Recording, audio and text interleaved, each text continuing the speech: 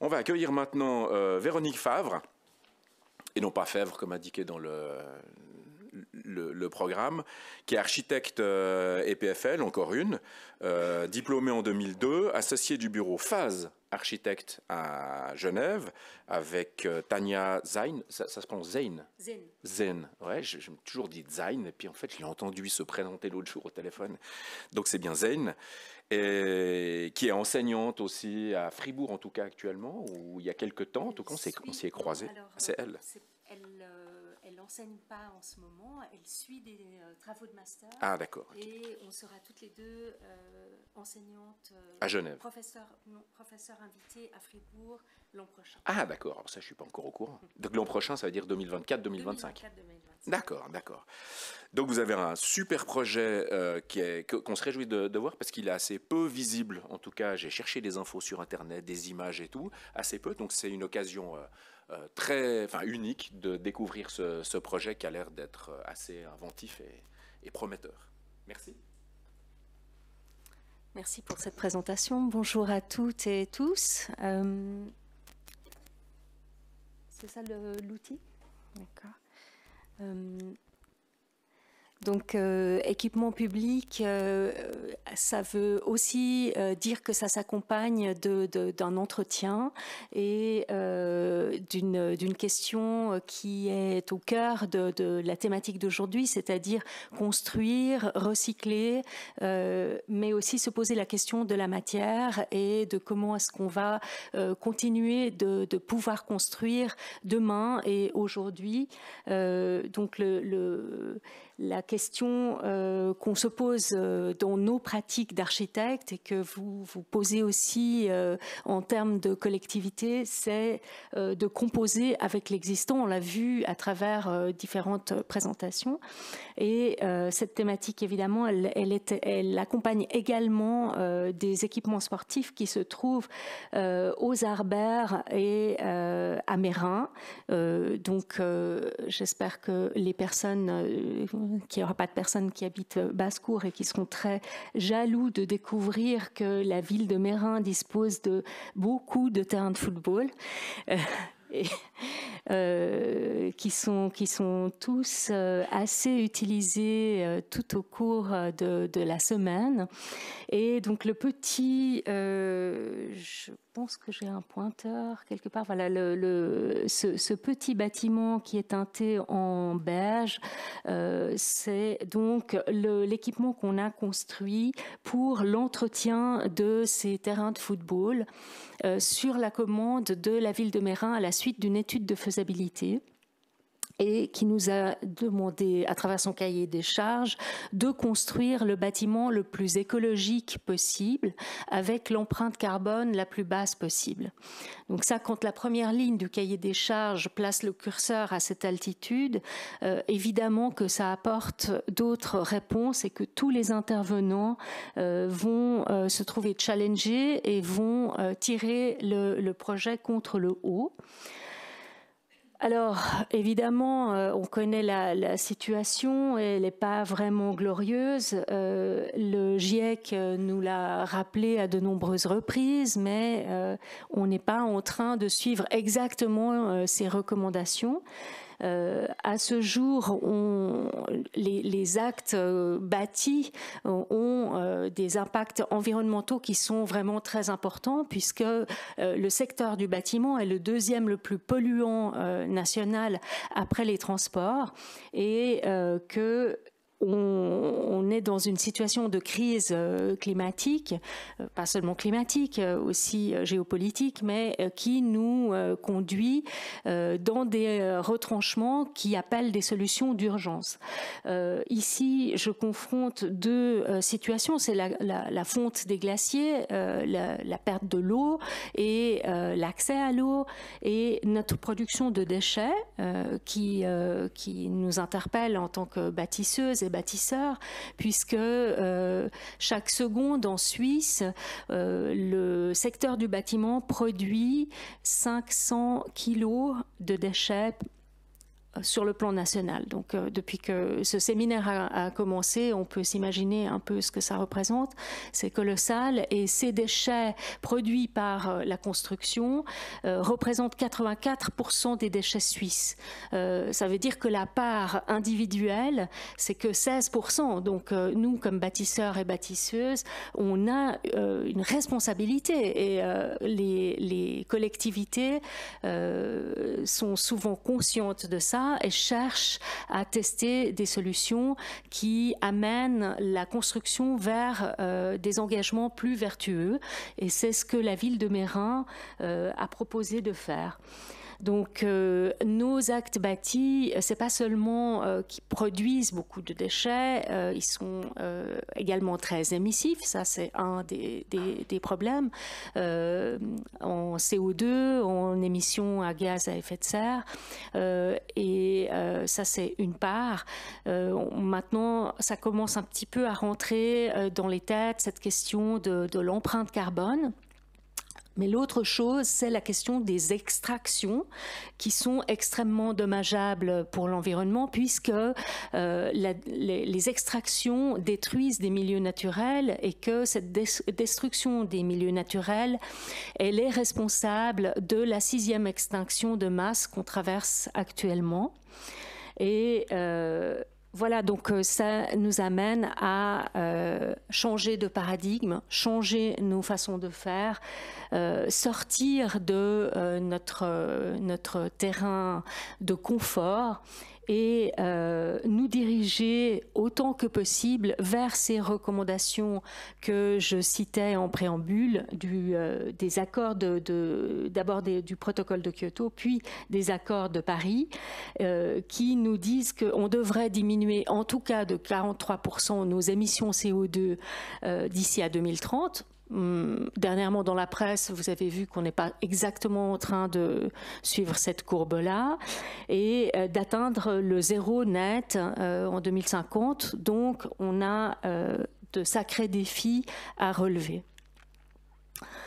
Parmi ceux-ci, la question se pose de savoir si on peut continuer de produire, évidemment, et si on ne doit pas réactiver d'anciennes filières qui ont prévalu jusqu'il y a environ une centaine d'années de réemploi et qui sont aujourd'hui un peu en dormance et qui cherchent à se réveiller et qui ouvrent aussi d'autres imaginaires qui sont très fertiles pour nous, architectes, et qui nous amènent sur de nouveaux champs.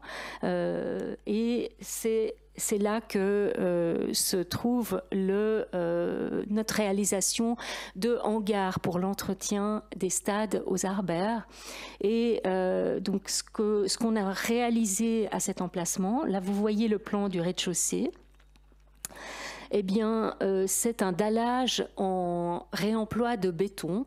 C'est notre deuxième réalisation avec du réemploi de béton. Donc, on a, en faisant ceci, réalisé un dallage en béton sans couler de béton, avec des éléments qui proviennent du territoire genevois qui est en mutation, comme tous les territoires communaux des villes suisses, et qui produisent justement beaucoup de déchets de béton à réemployer si on est capable d'aller les chercher et de réactiver des filières et des partenariats qui nous amèneront un peu plus loin. Donc ici, vous voyez que cette composition, eh bien, elle part d'un dessin qui dessine des trames. Eh bien, ces trames, le dessin n'était pas connu dès l'origine du projet. Le maître de l'ouvrage a accepté de ne pas tout savoir et on a composé ce calpinage au fur et à mesure de l'arrivée de la collecte des matériaux.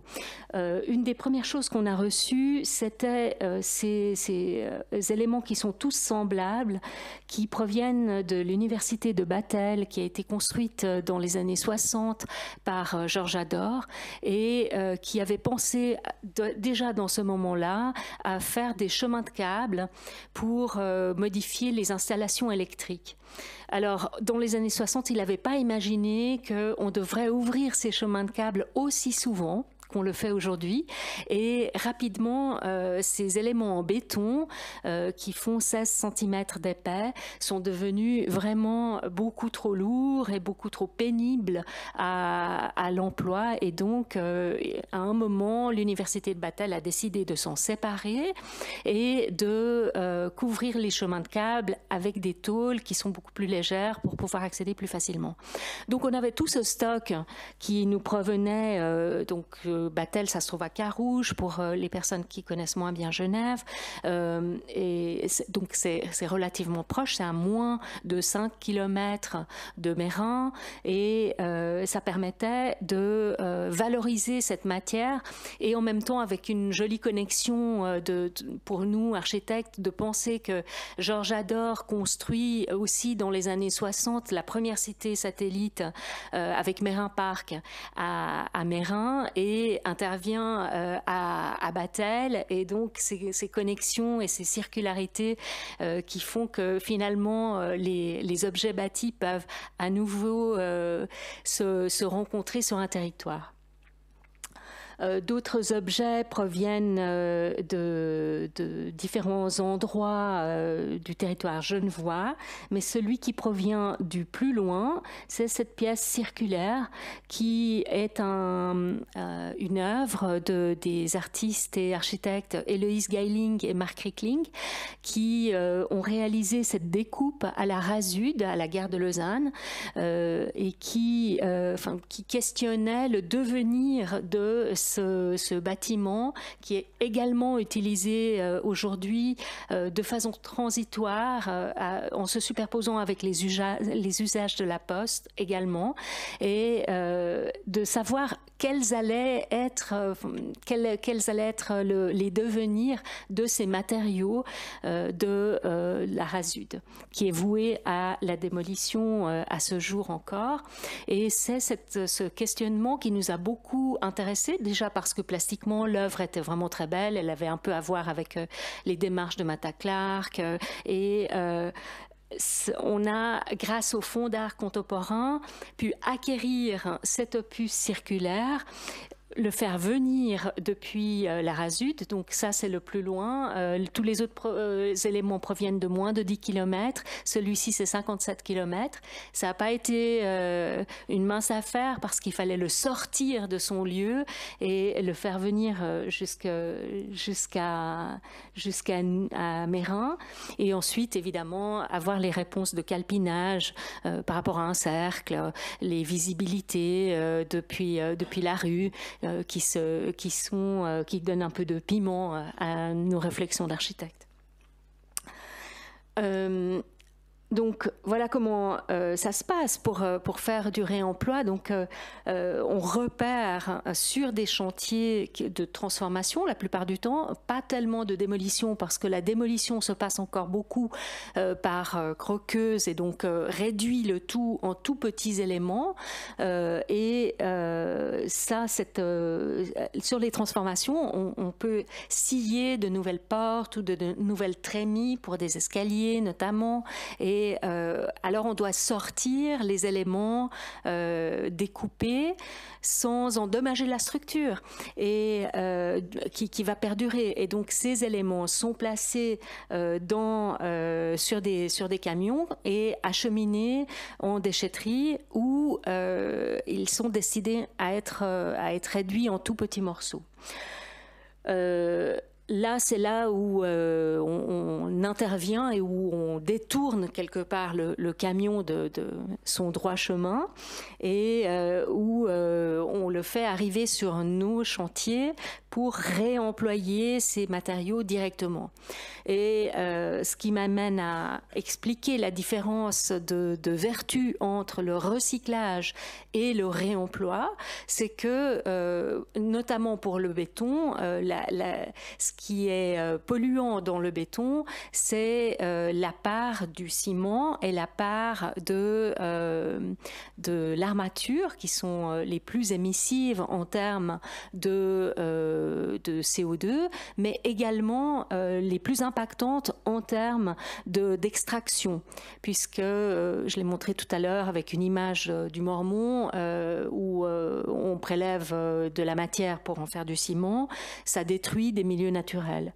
Le métal, pour arriver à cette extraction, le métal le plus rentable, c'est l'aluminium, et c'est seulement 2% de rentabilité. Donc ça veut dire que tout le reste, c'est du terril. Hein, et donc là aussi, notre implication d'architectes et de citoyennes et citoyens, c'est d'avoir conscience de ce qu'on fait quand on utilise un matériau ou un autre.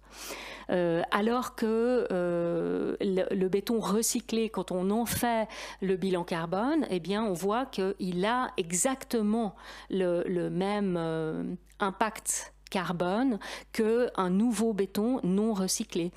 Ce qui n'est pas le cas avec le béton de réemploi, évidemment, puisque la part embarquée du CO2 reste conservée et il n'y a pas de nouvelle production de CO2 dans cette matière, ni non plus de nouvelles extractions. Ensuite, l'étape suivante, c'est on reçoit des tableaux Excel de la part du maçon avec dimensions, provenance, et on compose un calpinage. On fait des puzzles rapidement et dès le lendemain, ces éléments sont posés sur site et là, on voit comment on s'y prend. Donc, il n'y a pas pour pouvoir les régler, il faut utiliser une matière mobile qui est de la pesette. Donc pas de ciment d'assise, mais une petite pesette, donc gravier roulé, qui permet de régler les surfaces. Là, on voit l'ouvrier en train de la ratisser avant la pose du suivant. Et puis quelques découpes, mais le moins possible. Voilà, donc les engins de levage, les douilles, en réalité, elles proviennent déjà de l'extraction de ces matériaux sur le site de transformation. Nous, on réemploie ces douilles de levage et qui permettent, avec les élingues, de mettre en place plus facilement. Donc, ça veut dire c'est une personne qui conduit la machine et deux personnes qui sont au réglage plus fin. Et c'est tout. C'est pas un effort démesuré. En réalité, c'est extrêmement simple. Puis les joints sont remplis. Alors, on a testé différentes solutions selon les besoins, soit directement avec de la pesette, soit quand on ne devait pas permettre aux hydrocarbures de percoler à travers les joints en direction du sol, avec un mélange chaux-sable, avec toujours l'idée que la chaux est cuite à moins haute température que le ciment et qu'elle remplit l'office qu'elle doit remplir sans avoir le même impact carbone. Donc voilà l'opus circulaire vu depuis l'étage. Et les joints nettoyés, jointoyés. Donc ça, c'est aussi d'autres, c'est une autre poétique, ça transporte une histoire, ça transporte des histoires territoriales et des mémoires aussi. Ce petit bâtiment à destination du personnel de l'entretien des terrains de sport, eh bien, il a un programme très simple. Donc, le rez-de-chaussée, ce sont les garages pour les véhicules, donc non chauffés, et un petit atelier tempéré, mais pas réellement chauffé, parce que pour faire les dépannage ou travaux sur les véhicules, eh bien, ils travaillent dans la cour et avec les portes ouvertes. Et donc, ça nous permet d'avoir un programme qui se lie avec la coupe, et puis à l'étage, l'espace chauffé à proprement parler, avec le réfectoire et les vestiaires. On a continué nos réflexions sur l'engagement écologique des matériaux avec une structure en bois massif, sans colle ni clous, donc assemblée à l'ancienne, avec des tenons et des mortaises qu'on voit sur la charpente, en respectant également des portées qui sont propres à la matière. Donc ça veut dire comprendre la matière, comprendre ses propriétés. Ici, on voit des parois qui sont des parois en bois massif, qui sont comme des madriers chevillés entre eux avec des tenons, des chevilles en bois dur, en hêtre. C'est du bois local. Évidemment, les forêts genevoises ne produisent pas d'épicéa, c'est de l'épicéa valaisan. Voilà, donc utiliser du bois massif, c'est aussi une autre esthétique. On parlait de normes et d'acceptation et de changement aussi de notre regard sur les normes et de ne pas les subir.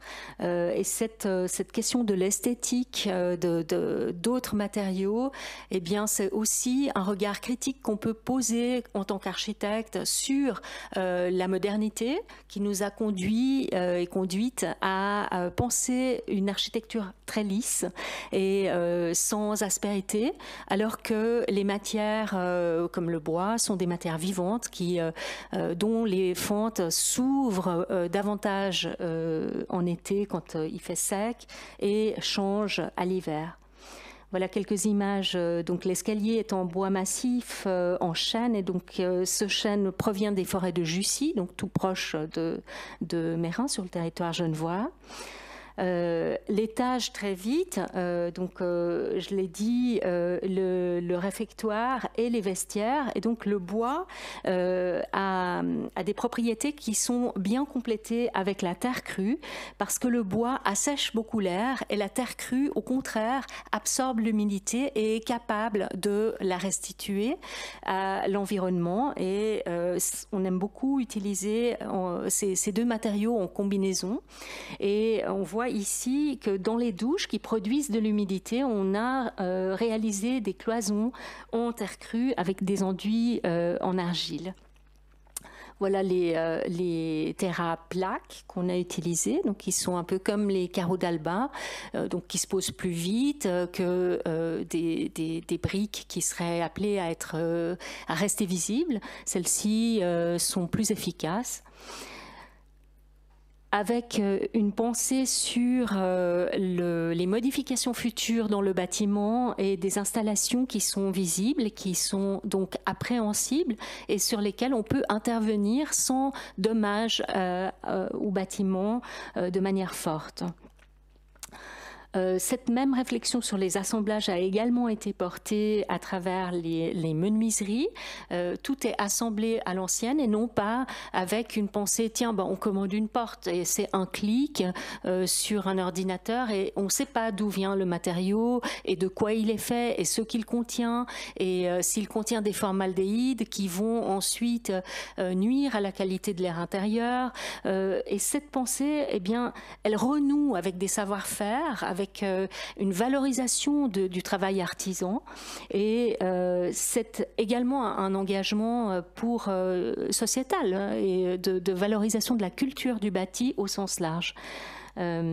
Voilà quelques images de l'intérieur et de ce travail en menuiserie.